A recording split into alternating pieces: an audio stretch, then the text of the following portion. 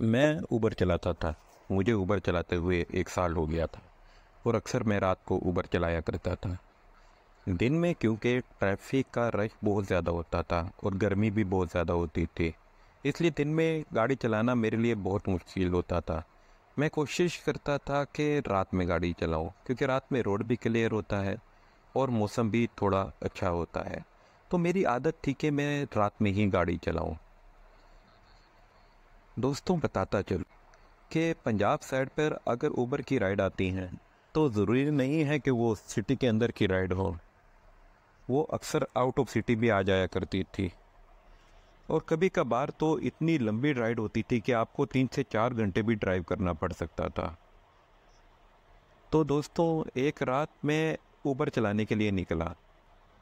मेरी आदत थी कि मैं अक्सर होटल में बैठ जाया करता था, वहाँ पर चाय शाय भी पीता रहता था और अपनी एप्लीकेशन को भी ऑन कर लेता था और वहाँ पर बैठकर मैं राइड का वेट किया करता था कि कब राइड आए और कब मैं वहाँ से निकलूँ।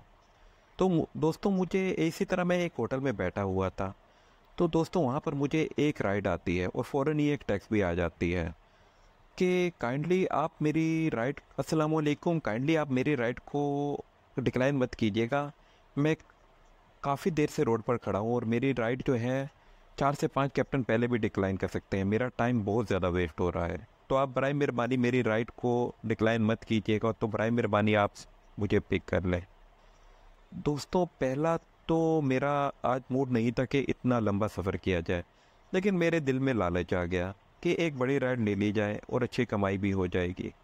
ये छोटे छोटे राइड करने से अच्छा है कि एक बड़ी राइड करके एक ही दफ़ा अपनी दिहाड़ी लगा ली जाए। तो दोस्तों, मैंने ये सोचा और अल्लाह का नाम लिया और मैंने गाड़ी को स्टार्ट किया और निकल पड़ा। क्योंकि वो राइड बड़ी दूर से आई हुई थी, तो मुझे काफ़ी दूर सफ़र करके उस राइड को पिक करने के लिए जाना पड़ा। उस लोकेशन मैप को फॉलो करते हुए मैं वहाँ पर पहुँचा तो मैंने देखा कि एक फैमिली खड़ी थी। 3 एजर लड़का लड़की थे और साथ में उनके पेरेंट्स थे। लड़की ने अबाया पहना हुआ था और लड़की अपने भाई के साथ खड़ी हुई है। जो लड़की है, सिर्फ उसने अबाया पहना हुआ था। उसको एक तरफ से उसके भाई ने पकड़ा हुआ था और दूसरे हाथ से उसकी माँ ने पकड़ा हुआ था, जैसे कि वो बीमार हो। लेकिन वो बिल्कुल ठीक चल रही थी, लेकिन उसकी चाल बहुत अजीब थी। क्योंकि मैं थोड़ा सा आगे आ चुका था, तो मैंने उनको कॉल करके कहा आप मेरी तरफ मूव करें, मैं आपकी तरफ मूव करता हूँ। तो मुझे शक पड़ा कि वो लोग हैं, इसलिए मैंने कॉल की थी। तो वो मेरे फ़ोन करने पर मेरी तरफ मूव करने लगे। मैंने गाड़ी को रिवर्स किया तो वो मेरी गाड़ी तक पहुंच गए। वो लोग जब मेरी गाड़ी में बैठ रहे होते हैं तो मुझे उस लड़की की चाल बहुत अजीब लग रही होती है। मुझे बहुत वियर्ड लगता है, लेकिन मेरे लिए कोई इतना बड़ा मसला नहीं था कि मैं अब इसको अपने दिमाग में नोटिस करूं। लेकिन थोड़ा बहुत मैंने ज़रूर नोटिस किया। दोस्तों, वो लड़की मेरी गाड़ी में अपने भाई के साथ एक तरफ से बैठी और दूसरी तरफ से उसकी माँ आकर बैठ गई। वो तीनों पीछे बैठ जाते हैं और उसके फादर आगे आकर मेरे साथ बैठ जाते हैं। पहले तो उनके फादर ने मेरा शुक्रिया अदा किया कि आपका बहुत बहुत शुक्रिया कि आपने राइड को एक्सेप्ट किया और आप हमें लेने आए। खैर दोस्तों, मैंने सफ़र को शुरू कर दिया। तो दोस्तों, हम लोग सिटी से निकल जाते हैं, हम लोग एक जीटी रोड को पकड़ लेते हैं। तो दोस्तों, गाड़ी चल रही होती है और सफ़र भी चल रहा होता है। मैं उनके वालिद साहब के साथ बातों में मशगूल हो जाता हूँ। तो इतने में मैं मिरर में पीछे की तरफ देखता हूँ तो वो लड़की मुझे नज़र आती है। वो लड़की की आंखें मेरी तरफ ही देख रही होती हैं। दोस्तों, मुझे ये सब कुछ बहुत अजीब लगता है और मैं अपना कंसंट्रेशन ड्राइविंग की तरफ करके दोबारा से गाड़ी चलाना शुरू कर देता हूँ। कुछ देर बाद मैंने फिर जब मिरर में देखा तो वो लड़की अभी तक मेरी तरफ देख रही होती है। मुझे बहुत अजीब लगता है और मैं क्यों ना चाहते हुए बार बार इस लड़की की तरफ देख रहा हूँ। दोस्तों, मैं क्योंकि थोड़ा अनकंफर्टेबल होता हूँ कि वो लड़की मुझे क्यों देख रही है। मैं लड़की की आंखें नोटिस करता हूँ। लड़की की आंखें होती तो बहुत खूबसूरत होता है, लेकिन इस वक्त बहुत ज़्यादा रेड हो रही होती हैं। मैंने नोट किया कि मेरे साइड मिरर से मैं नोटिस करता हूँ कि उसके भाई ने एक तरफ से उसको शोल्डर से पकड़ा हुआ है और दूसरी तरफ से उसकी माँ ने उसको शोल्डर से पकड़ा हुआ है, कि जैसे वो उसको काबू में कर कर बैठे हुए हैं। मुझे ये सीन कुछ समझ में नहीं आता। मैं जो साहब आगे बैठे होते हैं उनसे पूछता हूँ कि आप इतनी रात में कहाँ से आ रहे हैं और आप इतनी रात में क्यों रोड पर खड़े होकर वेट कर रहे होते हैं। वो मेरे साथ रिलैक्स हो चुके थे, तो उन्होंने ज़रा से भी हेजिटेट ना किया वो मुझसे शेयर करते हुए। उन्होंने मुझे बताया कि मेरी बेटी का थोड़ा रूहानी इलाज चल रहा है। मुझे अक्सर वीक में 1-2 दफ़ा यहाँ पर आना पड़ता है और मुझे इलाज की गर्ज से आना पड़ता है और अपनी बेटी का इलाज यहाँ से करवाना पड़ता है और हम यहाँ से फिर चले जाते हैं। आज ज़रा लेट हो गए और ऊपर से ये यहाँ पर ऊपर ड्राइवर जो है इन्होंने राइड कैंसिल की, जिसकी वजह से हमारा 1-1.5 घंटा मज़ीद ज़ाया हो गया। जब ये बात मुझे बताते हैं तो मुझे बहुत ज़्यादा तजस्सुस होता है, ऐसा क्यों हो रहा है इस लड़की के साथ। ये लड़की मुझे बड़ी अजीब लग रही होती है और इसकी मूवमेंट भी मुझे कुछ ठीक नहीं लग रही होती। थोड़ी सा आगे जाकर एक जगह पर वो लड़की एक जगह पर अपने आप से शरगोशियाँ करना शुरू कर देती है। उस लड़की की लैंग्वेज ना उर्दू होती है, ना इंग्लिश, ना हिंदी, ना अरबी, ना ऐसी कोई लैंग्वेज जो मुझे समझ में आ सके। ये लड़की किसी और ही लैंग्वेज में बात कर रही होती है और वो किसी मुख से मुखातिब होकर बात नहीं कर रही होती, वो आपस में ही बात कर रही होती है। उसकी आवाज़ सुनकर मुझे एक अजीब सा खौफ आना शुरू कर देता है। वो अपने आप से बातें कर रही होती हैं, उनके माँ बाप का जो रिएक्शन होता है वो एकदम चेंज हो जाता है। उसकी माँ पीछे से कहती है वो फिर से आ गया है। दोस्तों, ये कंडीशन मैं समझ नहीं पा रहा था। मुझे शौक पर शौक लग रहा था कि ऐसा क्या कर रहे हैं, कैसी क्या बातें कर रहे हैं, मुझे समझ में नहीं आ रही थी। उसकी मदर, वो उसके वालिद आके से कहते हैं हाँ मुझे भी लगता है कि वो आ गया। उस लड़की के मूवमेंट फिर से तेज़ होना शुरू करती है, वो और तेज़ बातें करना शुरू कर देती है, वो ऊंचा ऊंचा बात करना शुरू कर देती है। उसको कोई टेंशन नहीं हो रही होती। उसकी बॉडी लैंग्वेज बिल्कुल मर्दों वाली बॉडी लैंग्वेज होती है। वो इतनी हाई आवाज़ में बातें करना शुरू कर देती है कि मैं फाइनली मुझे कहती है गाड़ी रोको। वो इतना रूड होकर मुझसे बात करती है कि मैं गाड़ी रोक देता हूँ। मैं उसके वालिद साहब से पूछता हूँ सर ये क्या मामलात है, मुझे बताएंगे कुछ, क्योंकि मेरी बर्दाश्त से ये सब कुछ बाहर हो रहा होता। उसके वालिद उससे कहते हैं, मुझसे कहते हैं कि बेटा मैंने आपको बताया कि जो रूहानी इलाज करवाने जा रहा हूँ वो यही चीज़ है। मेरी बेटी के अंदर एक जिन का साया, वो जिन इसको बहुत तंग करता है। हमारी ज़िंदगी ख़राब कर दी है इस जिन ने, हम बहुत इलाज करवा रहे हैं। अभी हम वहाँ से उसके ऊपर से दन करा कर आए हैं। वो जिन फ़िलहाल कुछ देर के लिए तो चला गया था, लेकिन लगता है फिर से वापस आ गया है। मैं गाड़ी रोकता हूँ पर उनके वालिद मुझे कहते हैं कि आप गाड़ी मत रोके, वो कुछ भी नहीं कहेगा आपको। वो इतने अग्रेसिव मोड में पीछे से मुझको कह रही होती कि गाड़ी रोको, लेकिन मैं घबरा जाता हूँ और मैं गाड़ी रोक लेता हूँ। वो गाड़ी से उतर कर भागती है। उसके भाई और उसके बाप भाग कर उसको पकड़ कर लाते हैं और गाड़ी में लाकर बैठाते हैं। उसके वालिद मुझे मना करते हैं कि गाड़ी मत रोकें, लेकिन मैं गाड़ी चलाना शुरू कर देता हूँ। मेरी गाड़ी भारी हो जाती है।